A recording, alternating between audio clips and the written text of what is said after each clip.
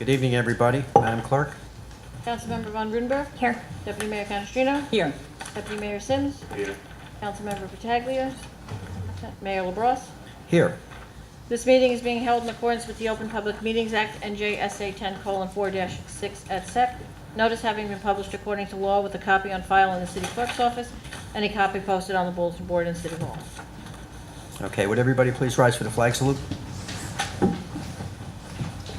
I pledge allegiance to the flag of the United States of America and to the republic for which it stands, one nation, under God, indivisible, with liberty and justice for all.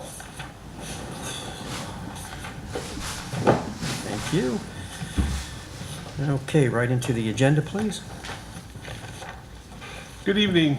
This is the Council of the Whole meeting for September 4th, 2018. First discussion item is the SLEO 3 ordinance. Well, my understanding is at the last meeting, there was an issue with proceeding forward with the SLEO 3 ordinance. I don't know if you perhaps want to explain what happened, and then maybe I can jump back in. Okay, at the last council meeting, there were some new provisions updating. The city had HCOPs, and we also had the condition of SLEO 2s, which are special law enforcement officers that are trained, that carry a weapon, and have all the authority and responsibility as a police officer, long as they're within the city limits.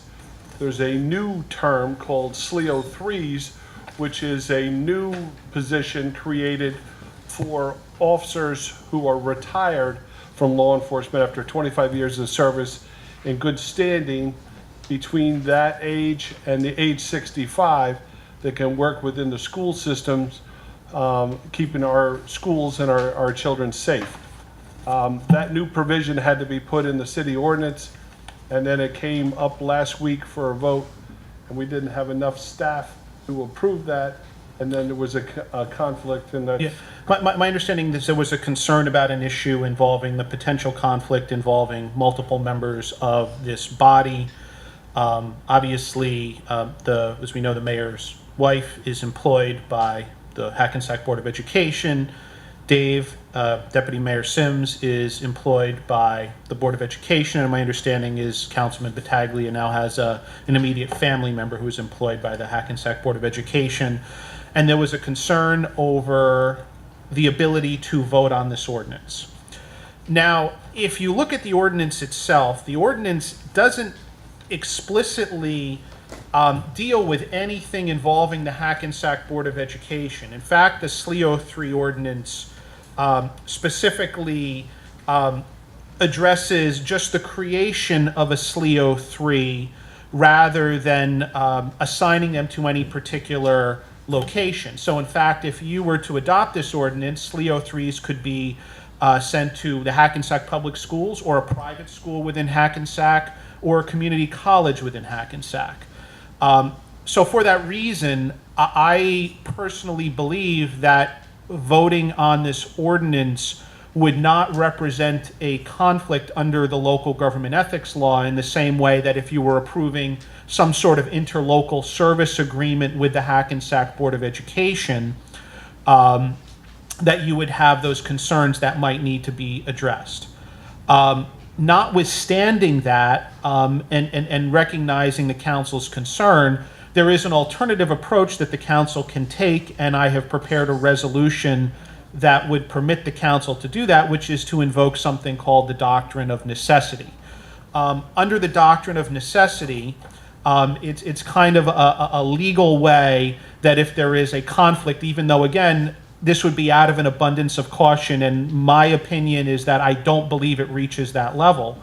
But if there is a matter of pressing importance and there is no other way to act on a matter before the body, and there is not a sufficient number of people, and you need 3 people to adopt an ordinance who could vote and adopt this on their own, because obviously if Councilwoman Von Rudenberg and Deputy Mayor Canestrino were to vote on it, that would still be insufficient to pass.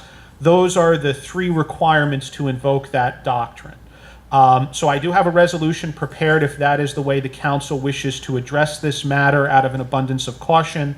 I do believe it's not a conflict, and if it is, the doctrine of necessity would apply to allow the council to act on this measure. I think everybody understands protecting our children from the risk of violence in the schools is quite possibly the highest priority that the city has.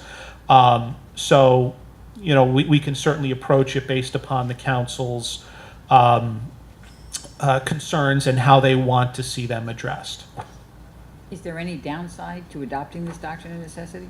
I don't believe so, and I did put in the ordinance, in the resolution, that that this would be out of an abundance of caution. Certainly the doctrine of necessity should only be invoked in rare circumstances. It is not something that you do for everyday matters. It does have to reach a level of particular importance. My opinion, and I think probably the opinion of every parent in Hackensack, would be that it reaches that level.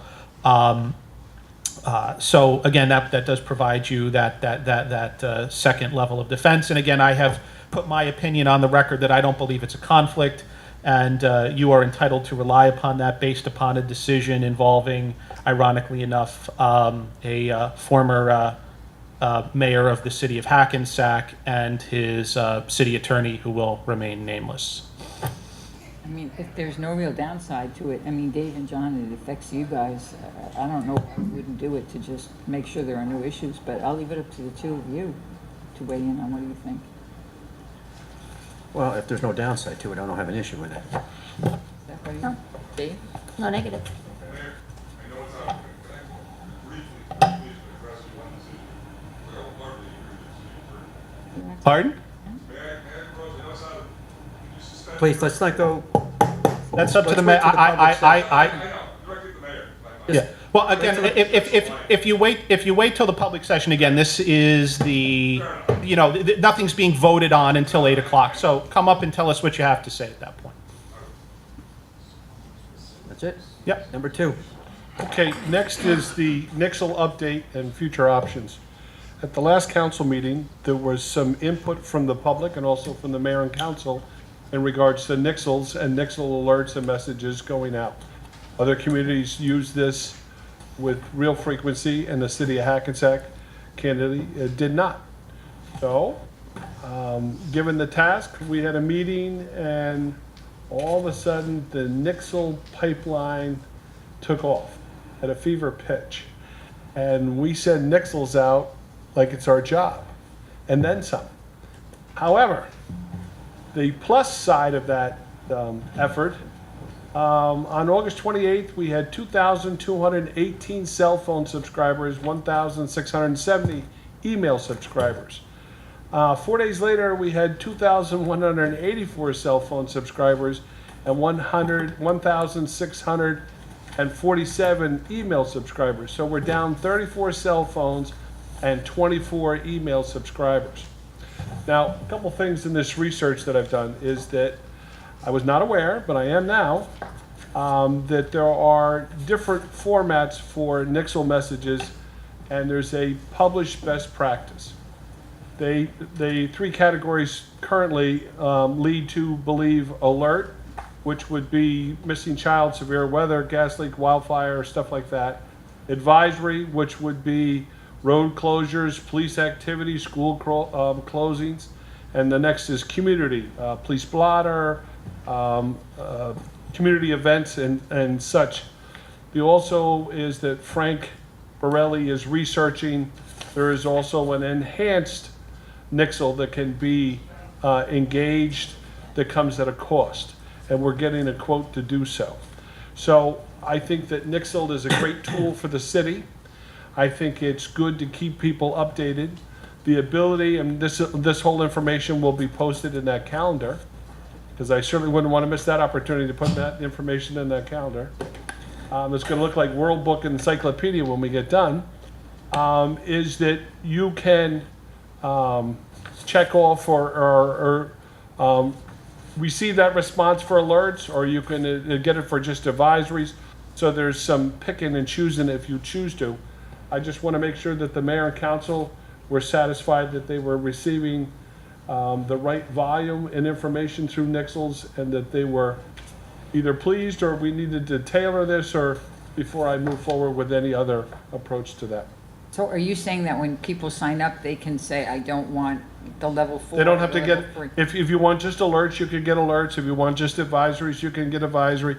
If you want community activity, bulletin board stuff published, you can click that. But I have to tell you, if you click all those, your phone's gonna be singing all the time, because those Nixles are. And that I assume is a default, so that's what everybody's getting now. So if you are already a Nixle subscriber, how do you go in and modify it?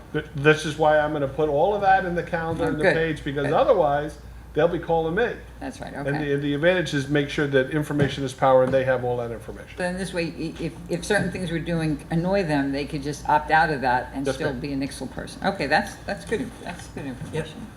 Okay. Number 3. Number 3 is the resolution from mobility. Well, again, we have talked about mobility. Mobility came and gave us a presentation by way of recollection. These are the folks who want to come in and install small cell service on telephone poles, traffic lights, wherever that may be.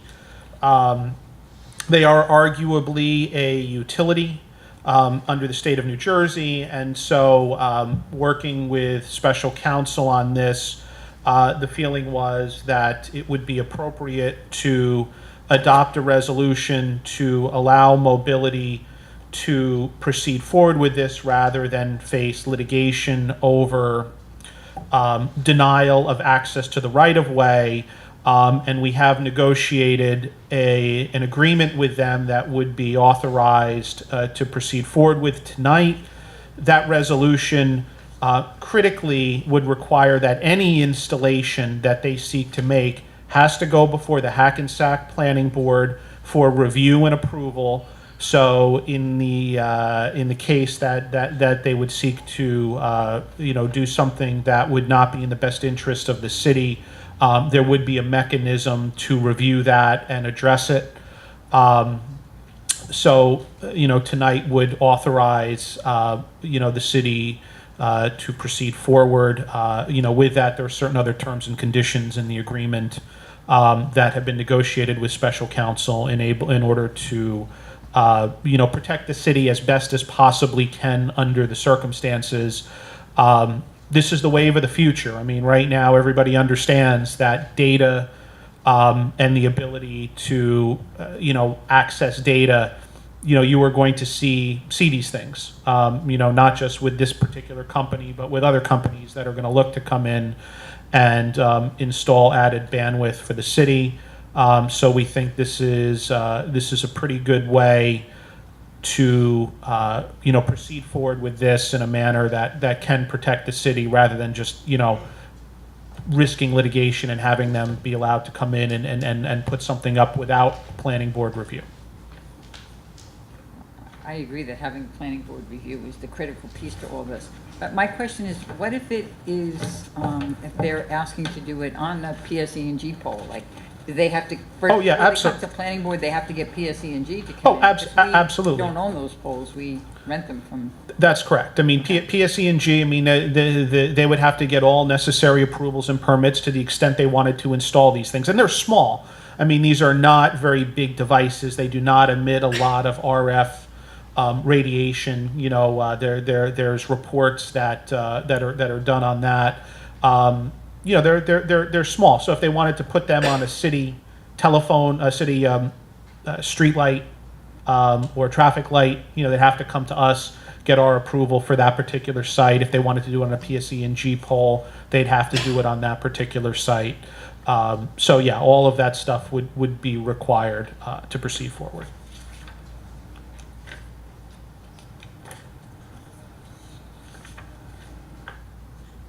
Any other questions? doesn't seem so. Okay. Number 4 is the Environmental Committee appointment of Pedra Delvecchia. Pedra has been a long-term shade tree committee member and would also like to serve on the Environmental Commission. She's committed and puts a lot of time into the city, and I would recommend her approval. Number 5 is the City Park Times Fall and Winter. The times have now officially changed. All the parks close at 9 o'clock. Our police department is aware of that. Obviously, the officers will check these parks and make sure that they're secure. And there's mixed signals whether our little experiment was fruitful or not. Obviously, there's been public opinion that it was not appropriate to have it open till 10. And we'll let the winter go through and we'll revisit this and reassess whether valid or not for future use. Number 6 is Diaper Needed Awareness Week proclamation. Let's see. 6.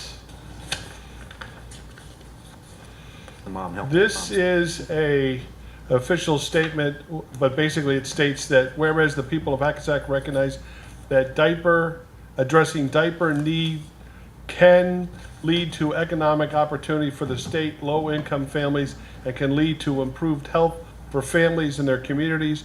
Whereas Hackensack is proud to be the home of various community organizations that recognize the importance of diapers in helping provide economic stability for families to distribute diapers to poor families through various channels now.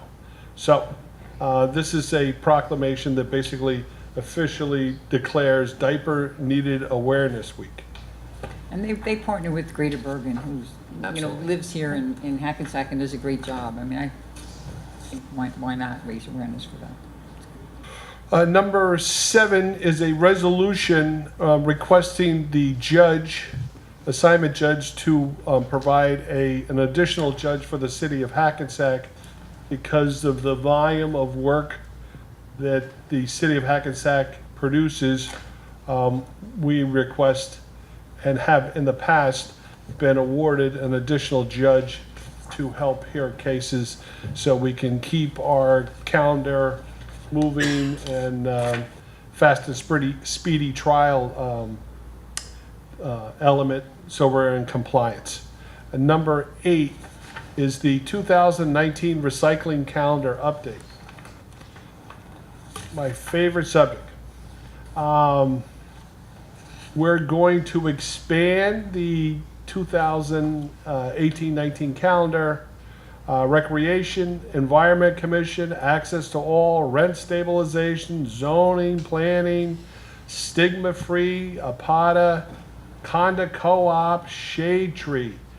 Board of Education meetings, requests made and add these.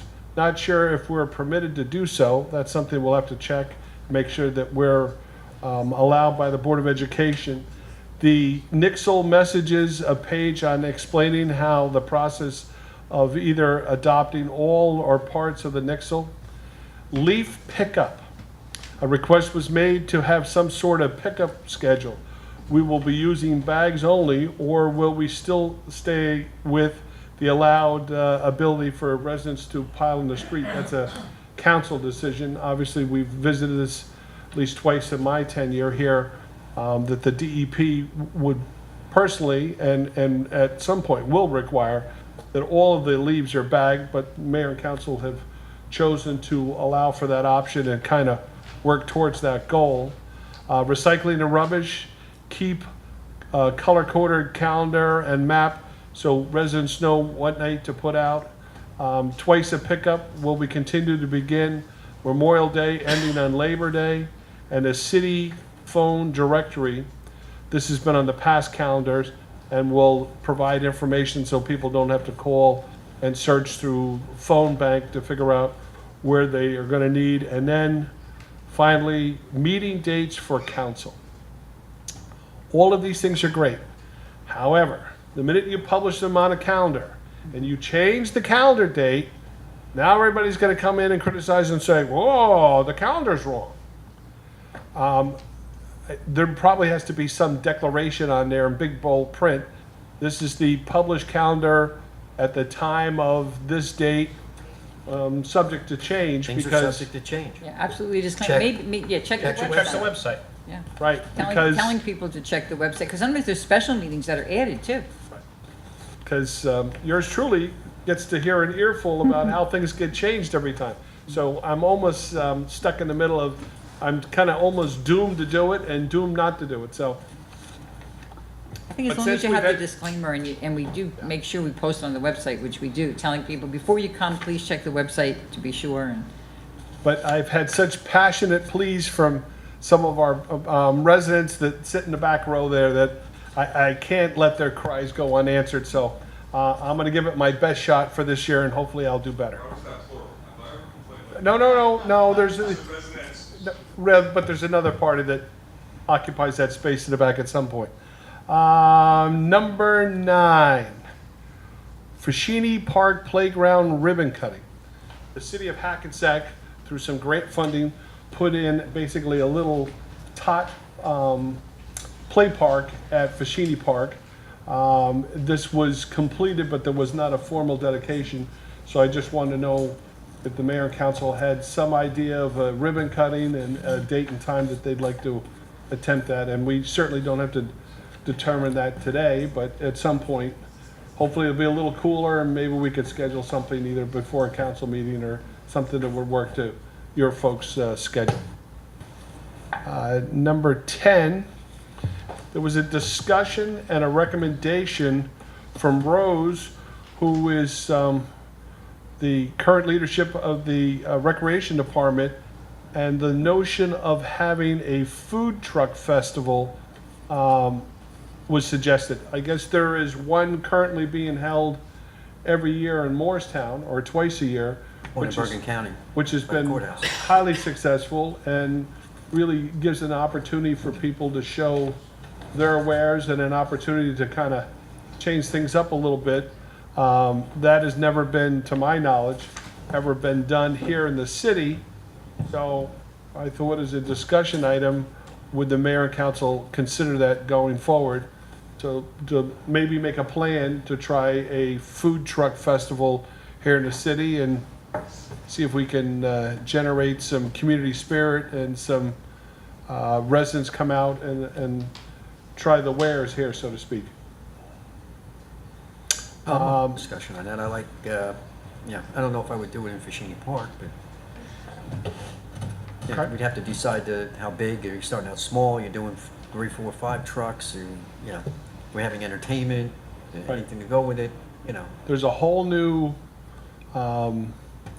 thought of creating this. Obviously, that would take some work, but it's something that might be worth a try. And we talked about this a long time ago and thought about starting small and doing it around the Atlantic Street Park, like where we'd close the street where the Right. parking is, the Warren Street, thank you. And, and where trucks could still park along Atlantic, and then, because then there's plenty of parking in the garage because a lot of people come to these things. And then we'd have to limit the number of trucks, but maybe it wouldn't be a bad idea to start small. you Maybe can we could have coincide it some- with one of the concerts, Yeah. Right. or have a special concert Or have to some, support yeah. it. Right. Yeah. Right. I even had I mean, somebody. especially because we're not doing the street fair. We always used to do the street fair, which we haven't done the past couple of years because Hackensack's under construction. So, Main Street's a mess. BT. But we always used to. They So invent the street fairs. in early October. So maybe if we could pull something off, small scale around Atlantic Street Park and see how it went, I think it would be nice. Yeah, it gives everyone a reason to come out and see Hackensack. One of the other things that was suggested by another department and employee was maybe it's time to have an official car show in the city of Hackensack and then maybe parlay that next to your food truck thing and give people an Possible, opportunity too. to look at that. It's another way to Fall bring usually people in. brings car shows. The car show they used to do at the Main Street Festival, too. Well, that's, At the end was where the car show was. I think Atlantic Street Park would be too small area. well, if you went the car show thing, but I'm just, Yeah, That's the be- car show would have to. a Yeah. couple of Put the things. cars on the first floor of the garage, maybe. You have to walk through that. I don't know. There's no room for it. The 11th issue is, only for discussion, is the valet parking ordinance. Where are we with that, Steve? So, Al, do you want to pop up as well? So we do have and I'll speak about this. My understanding is that there has been a request from the business community to establish procedures and policies to allow for valet parking under appropriate circumstances. You know, the kind of thing where on a Friday night, some of our more popular restaurants want to be able to provide that service to their customers. Working with Bill Daly, the parking consultant, and Al, a draft ordinance was prepared, which I then reviewed and have drafted. And it is, we did not introduce it tonight because we wanted to ascertain the council's feeling about it, and if the council wanted to proceed to put it on for the next meeting. It is based upon models that are in existence elsewhere. It would create a licensing structure so that anyone who wanted to provide valet parking services would have to be licensed, provide appropriate insurance naming the city and so forth. And then anyone who wanted to actually offer valet parking services, either by using a valet parking operator or doing it themselves, you know, hiring their own personnel, would then also have to go through an approval process to ensure that, and I'm sorry, my mic seems to be cutting in and out, to ensure that it's done in a controlled manner. In terms of the specifics and the need and the interest for it, I would defer to Al, since I know he's been working with the business community on that quite a lot.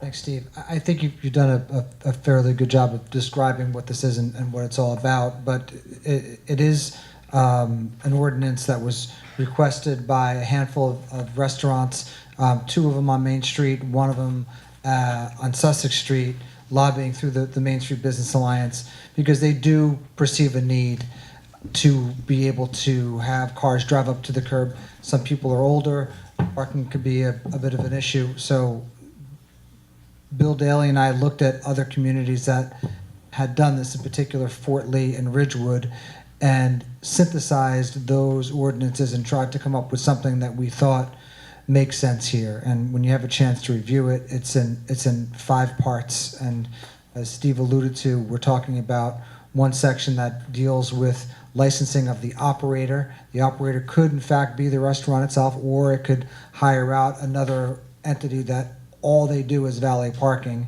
The second section would address the actual location itself, make sure that it meets the criteria and the police have an opportunity to pass on it. The third section has to do with procedure and how it would all flow. And we would make sure that they're providing a map and they're able to demonstrate that their traffic circulation and their parking, their off-site parking locations, all gel with what the city's policies are on valet parking. Section 4 is the conduct, what you're supposed to do, what you're not supposed to do. And lastly, the 5th section just has the manager's office retain all authority with respect to how this actually flows. So the two other things I'll mention is this is something that you would see not just Saturday nights.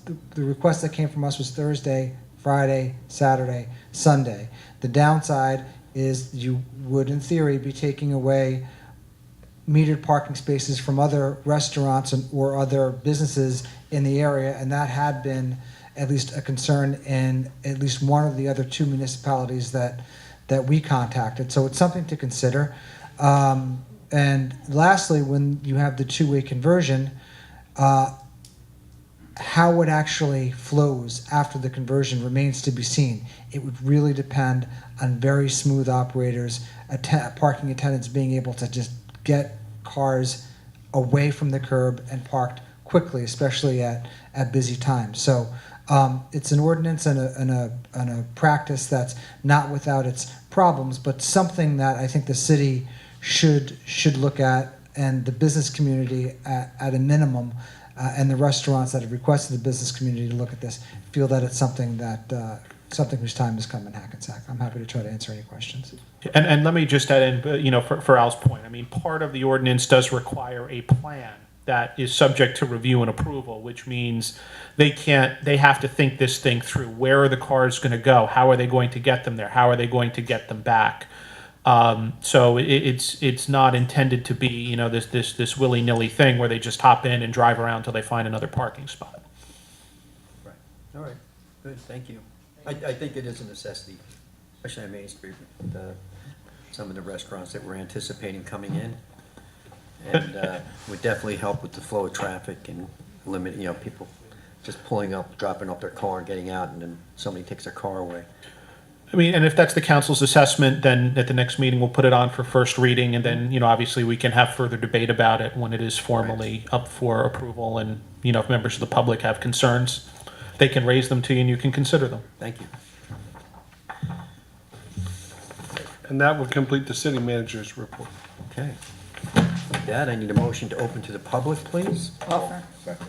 Roll call. Councilmember Von Rudenberg. Deputy Mayor Canestrino. Aye. Deputy Mayor Sims. Councilman Pataglia is absent. Mayor LaBrus. Aye. Anybody from the public who'd like to speak, please come forward. Give your name and address to the clerk. We will have 3 minutes. No. When she presses the button, it counts. Fair enough. Richard Salkin, Hackensack, New Jersey. On the Class 3 law enforcement officers.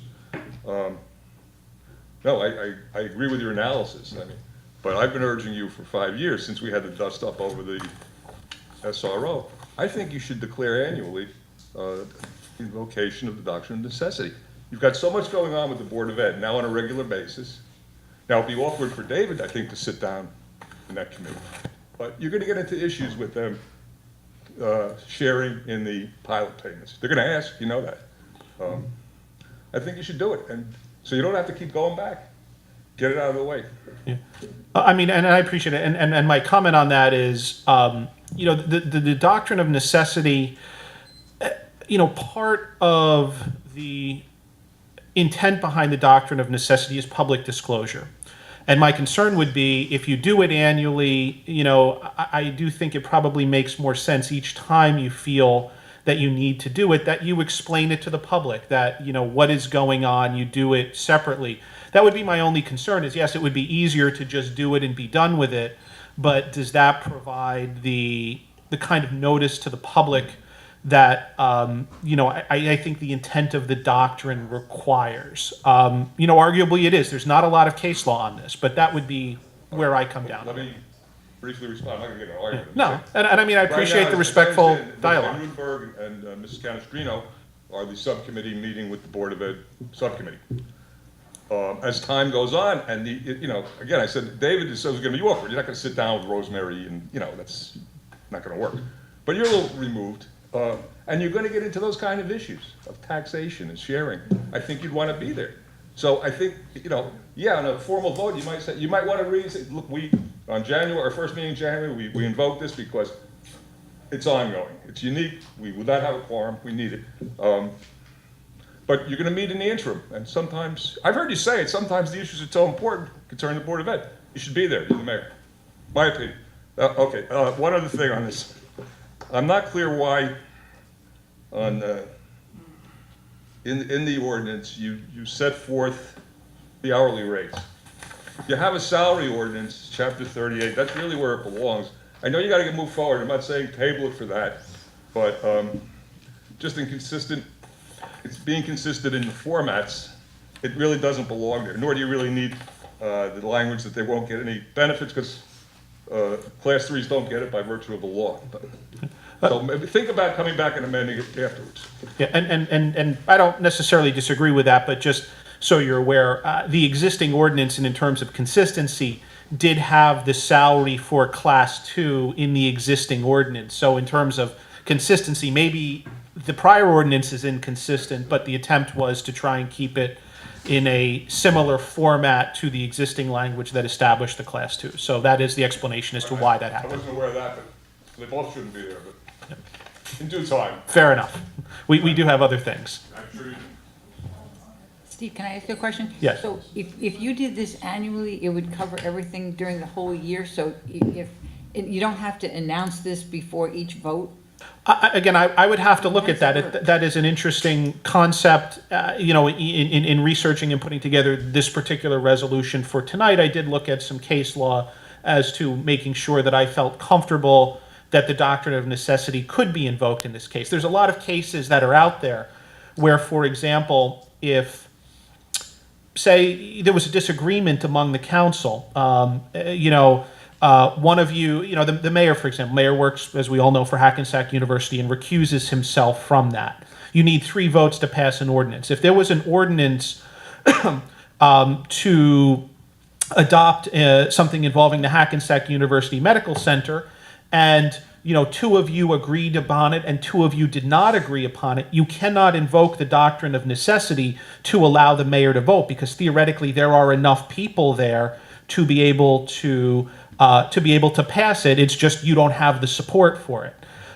So there are very particular avenues when the doctrine of necessity can be invoked. So I would want to be, because of the nature, if you screw this up, obviously there can be some adverse consequences. I would want to be extremely careful before giving that sort of advice, that you could do that at the first meeting of a year and that would cover you.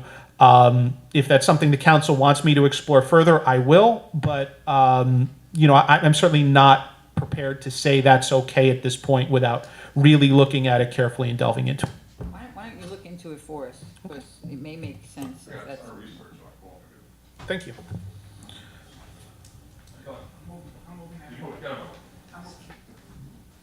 Seniors. These seniors, Peter Marcus, Andy Davis Avenue, Hackensack. I guess I have 3 minutes. I keep saying that these work sessions, there should be more give and take with the people who are here, so that Mr. Saul could come up and you can have a little bit of a discussion or hit these points one at a time. There's 11 points here. I couldn't possibly in 3 minutes, ask a reasonable amount of questions. And of course, the more I say this, the more I'm eating into my 3 minutes. I don't know anything about the doctrine of necessity other than when Mr. Salkin advised the Board of Ed to use it, I think last year or a year and a half ago, when they couldn't reach a quorum with members of the board that weren't all interrelated. I don't know what the degree of consanguinity is when you come to these things, but if you have a second cousin, does that preclude you from voting?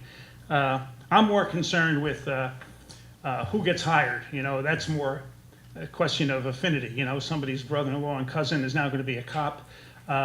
That's a bigger problem, I think, in terms of transparency, in terms of, I hate to use the term ethics, but that's what the general public will be more concerned with than they would be as to who voted to put officers, not in the schools, but just to create the officers. And I would say that, didn't know whether there was a doctrine that could be invoked, that would cover the whole year. I thought it was ordinance by ordinance. And in this particular case, since you're not doing anything with the Board of Education, all you're doing is creating officers that may or may not be used in that capacity, I would say, principle of subsidiarity, don't go to the doctrine of necessity if there is no necessity. I mean, that would be my own, I'm not a lawyer, obviously, Steve. Anyway. You sound like one now. Nixle, does that cost us money, and does it cost us more money as we sign up more subscribers? Ed? I don't know about that. Currently, there is no fee for the level of Nixle service that we have. If we're getting a quote on an enhanced version of it, and that would come at a price, but I don't know what that is at this point. Okay. Well, I still know when this calendar comes out when I can put my garbage by the sidewalk. We just probably, one thing we should agree on is it won't be the recycling calendar anymore. It'll be the all-encompassing calendar. I see Pedro Del Vecchio, Pedro O'Reilly here. Del Vecchio, her married name, wonderful person, been on the Shade Tree Commission and struggled for years to get things done on that committee. They've now been revitalized. Gary Trezano was here. I felt bad that I wasn't here at the last meeting. I felt bad that Gary thought he only had 3 minutes to talk, and then he had to sit and wait for the end of the council meeting because he had more to say, and he needed 3 more minutes. And I said, Gary, you're the chairman of the commission. You call the city manager, you get on the agenda, you do your presentation, Right, just like Fran Reiner would do. And I would hope that wouldn't just be, the public portion of the meeting. I had a few other things I was going to say, but again, my memory is failing me in my old age. One thing would be, quickly, why not the Shade Tree Commission and the Environmental Commission combined, and to put some teeth into it? Why not an ordinance, not easy, I don't know whether Steve can help us with this in terms of other towns. People can randomly cut down trees on their own property. And now we're seeing, photovoltaic panels taking the place of photosynthesis. We will cut the tree down so you can get more sun on your roof. And a lot of that is going on, and I think it's a problem. It's an environmental issue that really has to be addressed some way at some time in the future. Thank you very much. Thank you, Pete.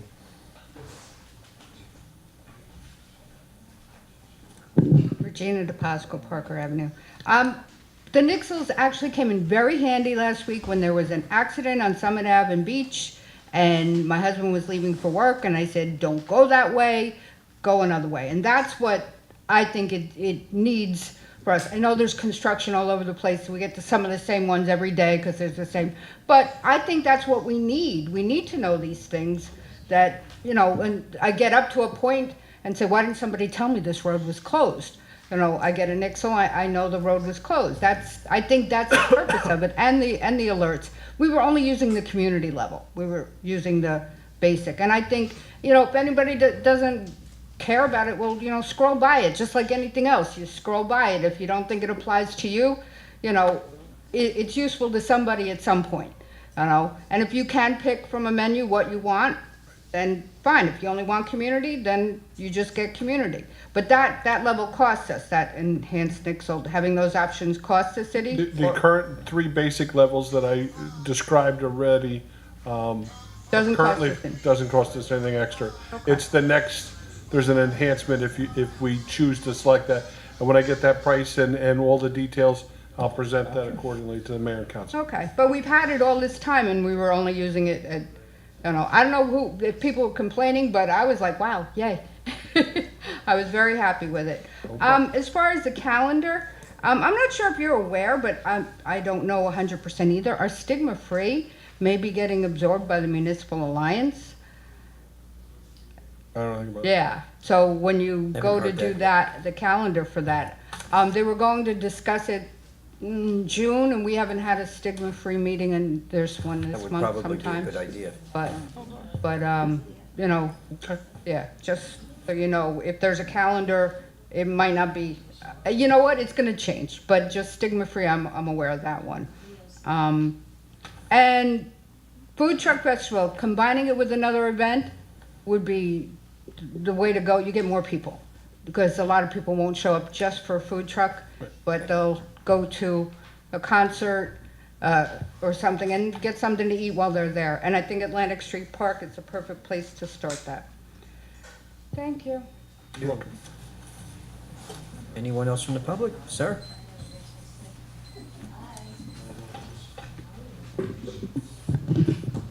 For the record, please note that Councilman Battaglia has arrived.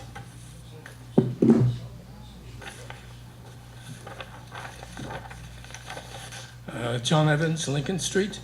So 3 topics that are not necessarily on tonight's agenda: foreclosed, John Evans. properties ordinance, recyclables management, and information security, all in 3 minutes or less.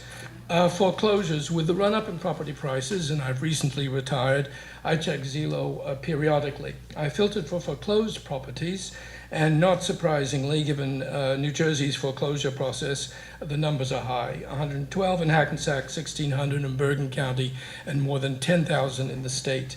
The risks from foreclosed abandoned properties are well known. My question: do the relevant ordinances holding lenders accountable remain robust, enforceable, and are sufficient resources available to ensure compliance? These are requirements of lenders from the get-go and distinct from the abandoned and nuisance property ordinance on the agenda for later this evening. I did check a random 11 properties in the city with drive-by. 3 of those properties showed definite signs of neglect, such as boarded up windows, signs of disrepair, accumulation of old newspapers, stickers on doors, etc. Next topic, recyclables, city manager favorite topic. Effective earlier this year, China stopped accepting scrap from recyclers. Who would have thought that my humble juice bottle helped fill up empty container ships on their way back to China, but the economics are no longer there. As a result, prices for recyclables are plunging, a glut of paper and plastic is accumulated in warehouses, and some material is being sent to landfills. Going back to my juice bottle, recycled household plastics have no commercial value presently. We should expect increased costs, greater attention to contaminants, and the need for further segregation of recyclables. Other towns in the state have taken steps. What are we doing about these developments? And finally, information security. Perhaps with good reason, I came up empty-handed when I searched minutes and agenda going back to the beginning of 2017 for evidence that information security had been discussed. The reputation risk to this council and the city, as well as costs, would be, needless to say, painful in the event that the city website falls over, the son of WannaCry locks city access, or God forbid, city files end up on Vladimir Putin's hard drive. Maybe cyber insurance is out of reach, but even if you do outsource information security, it behoves the council to obtain a review of vulnerability assessment periodically, since this is a very dynamic field. I see I have 20 seconds left. One more question. Why hasn't the 2016 audit report been posted to the website? Thank you. I look forward to the council's feedback. Okay. The last question I'll refer to the city manager. The city audit is currently being conducted. I will check and get back to you, sir, where the 2016 audit report is. Obviously, it's 2018. To my understanding, it clearly should be done. So I don't have an answer for you. I haven't seen it, but there's a couple of documents here that I haven't seen. To answer your question in regards to, what was your first topic? Foreclosures. Foreclosure ordinance. The city of Hackensack is currently in the position of assigning someone to monitor abandoned and vacant properties and to address these conditions. As the city works to improve its redevelopment, this whole part and parcel of the city needs to be developed. And there are several properties that go unsightly that need to be addressed. And obviously, we're trying to build a community and attract positive feedback from our new residents and the current ones that are here. So rehabbing older structures and buildings needs to be paramount. Unfortunately, the financial institutions that usually foreclose on them usually don't take the maintenance or the care or circumspect to make these buildings shine the way they should. So we have a person that we're moving in the zoning department to cover this, Dawn Chatlin, who will be monitoring these, and we are going to pursue these because candidly they weren't pursued before. So we are going to address that issue. You are absolutely correct about the recycling. That China is not taking this, and there are a lot of companies that are now paying to get rid of recyclables before they actually were selling them. So some businesses that I'm aware of are cutting back, and that's a problem and an issue that's going to have to be addressed, not just for the city of Hackensack, but certainly on a countywide and also statewide, because all of this is produced and there has to find a home for it somewhere. So that's an issue that's going to have to be addressed. But we're trying. Thank you, sir. Thank you.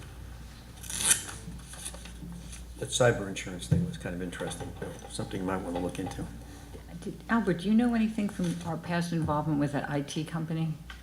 And anything that they're doing to help us in that regard? I mean, I know you've moved on and your career path has changed, but I know you were involved with them at one point in some of this stuff. Because I know I looked into some of this stuff. Deputy early Mayor, on, too. all I can offer is that JM Technical, who runs our IT or IT vendor, uses an appliance called Fortinet, Fortimail, and Barracuda. There's a few different firewall apparatus that protects our server information server side, and that's maintained fairly regularly by J&M Technical. So to my knowledge, I don't think that the city of Hackensack is any more vulnerable than any other municipalities. I don't know how much I'm saying when I say that, because I think that given the level of sophistication today, it never hurts to reevaluate security. But the other related question that I have to all this is 90% of the information that we're storing is public information. So we can make it as safe and secure and as tight as we possibly can, but you really you want to make sure that you are wrapping up and safeguarding those things that are just not public and not proprietary. So I think that's really the important consideration. But I know, we did question this a number of years back, and I'm forgetting what the answers are. So maybe if you leave your contact information, Ed, you could get the information from, our IT services are done by a private company. They're not done in-house. And I know we did look into this a number of years ago, and whether they've stayed current with it and whether they've, changed with the times, it is a very good question that you bring up. Maybe when we find out, email you the information, if you leave your name and contact. Okay, anyone else from the public like to speak? Seeing none, motion to close to the public. Offer. Second. All in favor? Aye. Any motion to go into closed session? Offer. Second. All in favor? Aye. All yours, What- Deb. Whereas the mayor and council of the city of Hackensack deem it necessary to discuss certain actions under section 7B7 and 7B8 of the Open Public Meetings Act, which pertains to matters falling within attorney-client privilege, ongoing litigation and personnel matters concerning the employment of a current or prospective public employee. Whereas the mayor and council of the city of Hackensack is of the opinion that such circumstances may presently exist, and whereas the mayor and council wishes to discuss the following issues: personnel matters, ongoing litigation, matters involving attorney-client privilege, matters involving the purchase, lease, or acquisition of real property, any pending or anticipated litigation or contract negotiations. Now therefore be it resolved that the mayor and council of the city of Hackensack deem it necessary to exclude the public from this discussion. The outcome of the discussion will be disclosed within 90 days, or at such time as the interests of the city do not require confidentiality. Steve, do you have anything? I do have one case, workers' compensation case involving a gentleman named Ronald Jackson. I also have some contract stuff to talk about as well. Okay. See everybody at 8 o'clock. Thank you.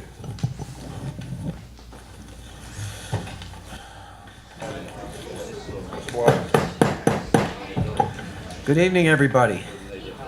Madam Clerk, We need a motion to close the executive session. motion to close the executive session, We please. also need to mention, Let me just put my mic on. Just adding to the list of cases discussed, we did discuss the case filed by Stephen Gelber and the case involving former Chief Charles Kenzisa. Thanks. okay, now we need a motion. Okay, motion to close the executive session Offer. Second. and motion to close the council of the whole. Okay, all those in favor? Okay. Aye. Aye. Motion to close the council of the whole. Offer. All in favor? Aye. Aye.